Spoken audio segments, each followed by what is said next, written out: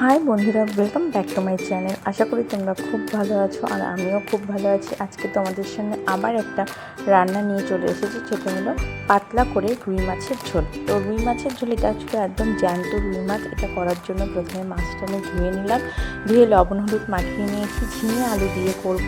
আর এখানে একটা মশলা বানিয়ে নিচ্ছি, জিরে, দুটো শুকনো লঙ্কা নিয়েছি আর কাঁচা লঙ্কা নিয়েছি, টমেটো নিয়েছি। এটা একদম পাতলা ঝোল হবে, গরমের জন্য খুব উপকারী একটা স্বাস্থ্যকর ঝোল। তো টমেটো দিয়ে দিলাম, দিয়ে আমি একটা পেস্ট বানিয়ে নিচ্ছি। এখানে আমি কোনো পেঁয়াজ রসুন দিইনি, জ্যান্ত মাছ তার জন্য পাতলা করে রান্না করছি। মাছগুলো আমার ভাজা হয়ে গেছে। আমি কড়াইয়ের মধ্যে দিয়ে দিলাম জিরে, তেজপাতা আর আলুগুলো প্রথমে ভালো করে ভেজে নিলাম। ভেজে যে মশলাটা করে রেখেছিলাম ওটা দিয়ে দিলাম, দিয়ে আমি কষাবো। এর মধ্যে লবণ দিয়ে দিলাম, হলুদ দিয়ে দিলাম। এটা খুব সুন্দরভাবে কষাতে হবে, সামান্য সামান্য জল দিয়ে দিয়ে নেড়ে নেড়ে কষাতে হবে।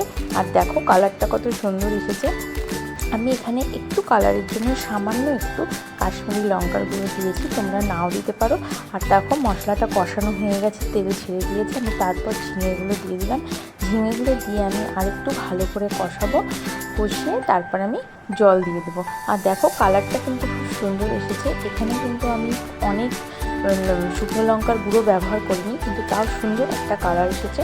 দেখো মশলাটা একদম তেলটা ছেড়ে দিয়েছে আর ঝিঙে আলুটা ভালো করে কষানো হয়ে গেছে। এবার আমি এর মধ্যে জল দিয়ে দেবো। এর মধ্যে তোমরা গরম জল দিতে পারো, তো গরম জল আমার করা হয়নি বলে আমি আর দিইনি, তো আমি এখানে ঠান্ডা জলই দিলাম।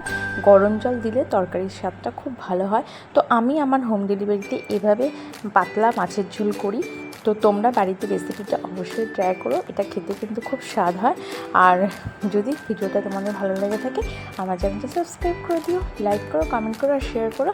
তাহলে দেখো রান্নাটা কিন্তু আমার কমপ্লিট হয়ে গেল, একদম আলু আর ঝিঙেটা সেদ্ধ হয়ে গেছে। তারপর আমি মাছগুলো ছেড়ে দিয়েছি। তাহলে মাছের ঝোল কিন্তু আমার রেডি হয়ে গেছে, দেখতেও দারুণ হয়েছে। আর নামানোর আগে আমি উপর থেকে দিয়ে দিলাম কয়েকটা কাঁচা লঙ্কা। তোমরা এখানে ধনেপাতা দিতে পারো, তো আমি ধনেপাতা দিইনি, তোমরা চাইলে ধনেপাতা দিতে পারো।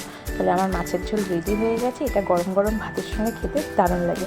তাহলে আজকের মতন টাটা।